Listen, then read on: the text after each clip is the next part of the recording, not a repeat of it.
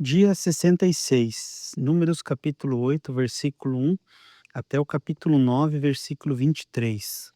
O Senhor disse a Moisés: Fale a Arão e diga-lhe: Quando você colocar as lâmpadas, seja de tal maneira que as 7 venham a iluminar o espaço diante do candelabro. E Arão fez assim: colocou as lâmpadas para que iluminassem o espaço diante do candelabro, como o Senhor havia ordenado a Moisés. O candelabro era feito de ouro batido, desde o seu pedestal até as suas flores, segundo o modelo que o Senhor havia mostrado a Moisés. Assim ele fez o candelabro. O Senhor disse a Moisés: Separe os levitas do meio dos filhos de Israel e purifique-os. Faça o seguinte para purificá-los: você aspergirá sobre eles a água da expiação, e eles farão passar a navalha sobre todo o corpo deles. Lavarão as suas roupas e se purificarão. A seguir, pegarão um novilho com a sua oferta de cereais, feita da melhor farinha, amassada com azeite, e você pegará outro novilho para a oferta pelo pecado. Você fará chegar os levitas diante da tenda do encontro e reunirá toda a congregação dos filhos de Israel. Quando, pois, fizerem chegar os levitas diante do Senhor, os filhos de Israel porão as mãos sobre ele. Arão apresentará os levitas como ofertas movida diante do Senhor, da parte dos filhos de Israel, e serão para o serviço do Senhor. Os levitas porão as mãos sobre a cabeça dos novilhos, e você sacrificará um dos novilhos para a oferta pelo pecado e o outro para o holocausto ao Senhor, para fazer expiação pelos levitas.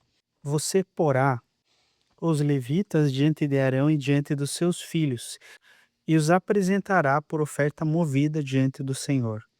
Assim você separará os levitas do meio dos filhos de Israel.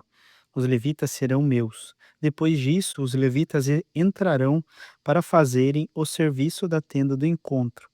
E você os purificará e os apresentará por oferta movida, porque dentre os filhos de Israel eles me são dados, e eu os tomei para mim em lugar de todo o primeiro filho que nascer, do primogênito de cada um dos filhos de Israel, porque meu é todo primogênito entre os filhos de Israel, tanto de homens como de animais. No dia em que matei todos os primogênitos da terra do Egito, eu os consagrei para mim. Tomei os levitas em lugar de todos os primogênitos entre os filhos de Israel, e os levitas, dados a Arão e a seus filhos entre os filhos de Israel, entreguei-os para fazerem o serviço dos filhos de Israel na tenda do encontro e para fazerem expiação por eles, para que não haja praga entre o povo de Israel, quando os filhos de Israel se aproximarem do santuário. E assim fizeram Moisés e Arão e toda a congregação dos filhos de Israel com os levitas, segundo tudo que o Senhor havia ordenado a Moisés a respeito dos levitas, assim lhes fizeram os filhos de Israel. Os levitas se purificaram e lavaram as suas roupas, e Arão os apresentou por oferta movida diante do Senhor, e fez expiação por eles, para purificá-los. Depois disso, chegaram os levitas para fazerem o seu serviço na tenda do encontro, diante de Arão e dos seus filhos, como o Senhor havia ordenado a Moisés a respeito dos levitas. Assim lhes fizeram.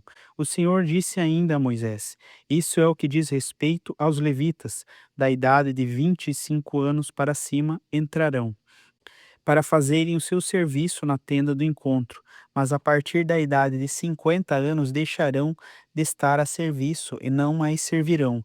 Porém, ajudarão os seus irmãos na tenda do encontro no que diz respeito ao cargo deles.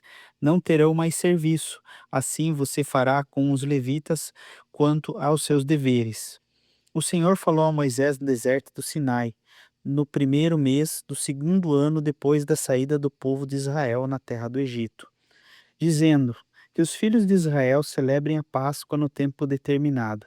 No dia 14 deste mês, ao crepúsculo da tarde, vocês celebrarão a Páscoa no tempo determinado. Devem celebrá-la segundo todos os estatutos e segundo todos os meus ritos. Portanto, Moisés disse aos filhos de Israel que celebrem a Páscoa.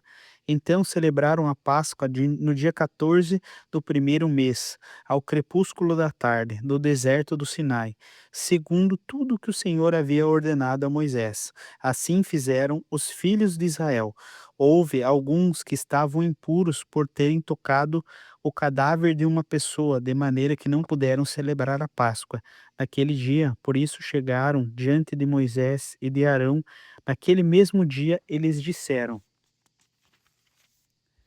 estamos impuros por termos tocado o cadáver de uma pessoa, porque havemos de ser privados de apresentar a oferta do Senhor, do tempo determinado no meio dos filhos de Israel? Moisés lhes respondeu: esperem e ouvirei o que o Senhor ordenará a vocês. Então o Senhor disse a Moisés: fale aos filhos de Israel, dizendo: quando algum de vocês ou de seus descendentes se tornar impuro por causa de contato com um morto, ou estiver em viagem longe de vocês, ainda assim celebrará a Páscoa ao Senhor. Devem celebrá-la no dia 14 do segundo mês, no crepúsculo da tarde. Devem comê-la com pães sem fermento e ervas amargas. Não deixarão sobrar nada até a manhã do dia seguinte, não quebrarão nenhum osso do cordeiro. Farão tudo segundo todo o estatuto da Páscoa. Porém, se um homem estiver puro, não estiver em viagem e deixar de celebrar a Páscoa, esse será eliminado do meio do meu povo, porque não apresentou a oferta do Senhor no tempo determinado. Tal homem levará sobre si o seu próprio pecado. Se um estrangeiro habitar entre vocês e também quiser celebrar a Páscoa, deverá celebrá-la segundo o estatuto da Páscoa, segundo o seu rito. Vocês terão um só estatuto, tanto para o estrangeiro como também para o natural da terra. No dia em que foi levantado o tabernáculo, a nuvem cobriu o tabernáculo, a saber, a tenda do testemunho. E à tarde estava sobre o tabernáculo uma aparência de fogo até a manhã seguinte. Assim acontecia sempre, a nuvem cobria, e de noite aparecia a aparência de fogo. Quando a nuvem se erguia sobre a tenda, os filhos de Israel se punham em marcha, e no lugar onde a nuvem parava, os filhos de Israel acampavam ali. Segundo o mandado do Senhor, os filhos de Israel partiram e, segundo o mandado do Senhor, acampavam. Por todo o tempo em que a nuvem pairava sobre o tabernáculo, permaneciam acampados. Quando a nuvem se detinha muitos dias sobre o tabernáculo, os filhos de Israel cumpriam a ordem do Senhor e não partiam. Às vezes a nuvem ficava poucos dias sobre o tabernáculo. Então, segundo o mandado do Senhor, permaneciam e, segundo a ordem do Senhor, partiam. Às vezes a nuvem ficava desde a tarde até a manhã seguinte. Quando pela manhã a nuvem se erguia, punham-se em marcha, quer de dia, quer de noite. Erguendo-se a nuvem, partiam. E se a nuvem se detinha sobre o tabernáculo por 2 dias, ou um mês, ou por mais tempo, enquanto pairava sobre ele, os filhos de Israel permaneciam acampados, e não se punham em marcha. Mas quando a nuvem se erguia, eles partiam. Segundo o mandato do Senhor, acampavam, segundo o mandado do Senhor, se punham em marcha, cumpriam o seu dever para com o Senhor, segundo a ordem do Senhor, por meio de Moisés. Marcos capítulo 13, versículo 14 até o 37. Quando, pois, vocês virem o abominável da desolação, situado onde não deve estar, quem lhe entenda, então os que estiverem na Judéia fujam para os montes. Quem estiver no terraço, não desça, nem entre para tirar de casa alguma coisa. E quem estiver no campo, não volte atrás para buscar a sua capa. Ai das que estiverem grávidas e das que amamentarem naqueles dias. Orem para que isso não aconteça no inverno, porque aqueles dias serão de tamanha tribulação, como nunca houve desde o princípio do mundo criado por Deus até agora, e nunca jamais haverá. Se o Senhor não tivesse abreviado aqueles dias, ninguém seria salvo. Mas por causa dos eleitos que ele escolheu, Deus abreviou tais dias. Então, se alguém disser a vocês: olhe, aqui está Cristo, ou olhe, ali está ele, não acreditem, porque surgirão falsos cristos, falsos profetas, operando sinais e prodígios para enganar, se possível, os próprios eleitos. Estejam de sobreaviso, tudo isso tenho predito a vocês.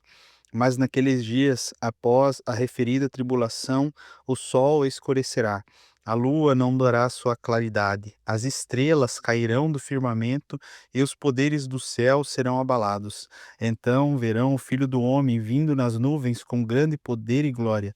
Então ele enviará os anjos e reunirá os seus escolhidos dos quatro ventos, nas extremidades da terra até a extremidade do céu.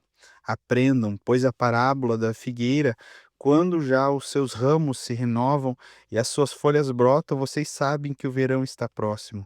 Assim também vocês, quando virem essas coisas acontecerem, saibam que está próximo às portas.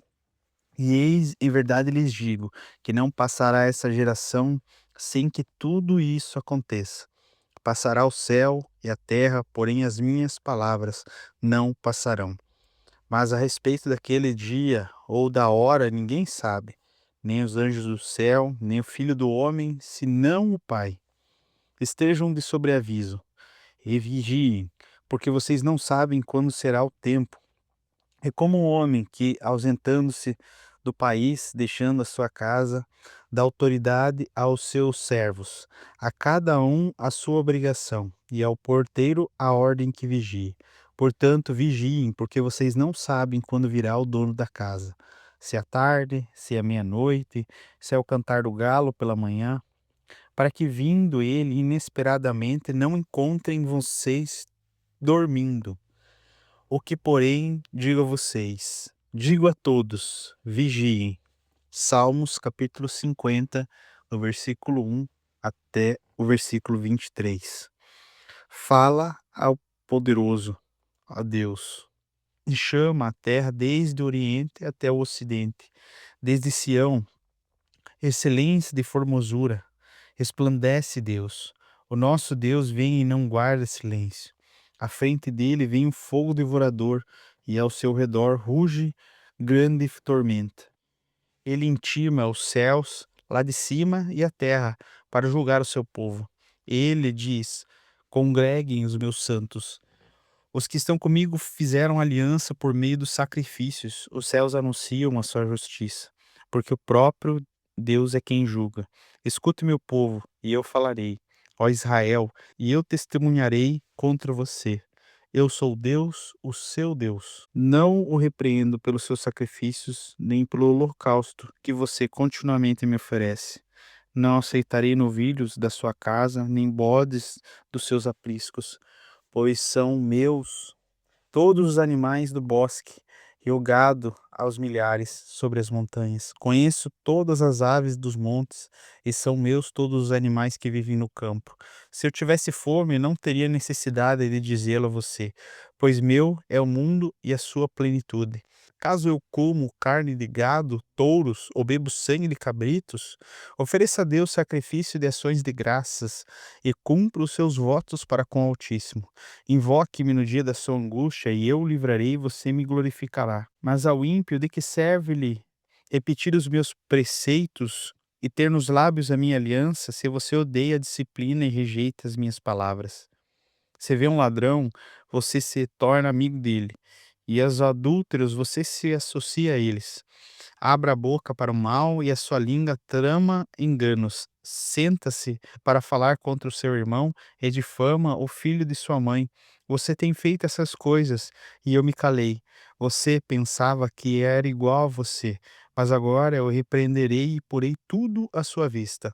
Considerem, pois, nisso, vocês que se esquecem de Deus, para que eu não despedace-os, sem haver quem os livre. Aquele que me oferece sacrifícios de ações de graça, esse me glorificará. E ao que prepara o seu caminho, farei com que veja a salvação de Deus. Provérbios capítulo 10, versículo 29 e 30. O caminho do Senhor é fortaleza para os íntegros, mas ruína para os que praticam a iniquidade. O justo nunca será abalado, mas os ímpios não habitarão na terra. Deus abençoe Tenha um dia abençoado e maravilhoso.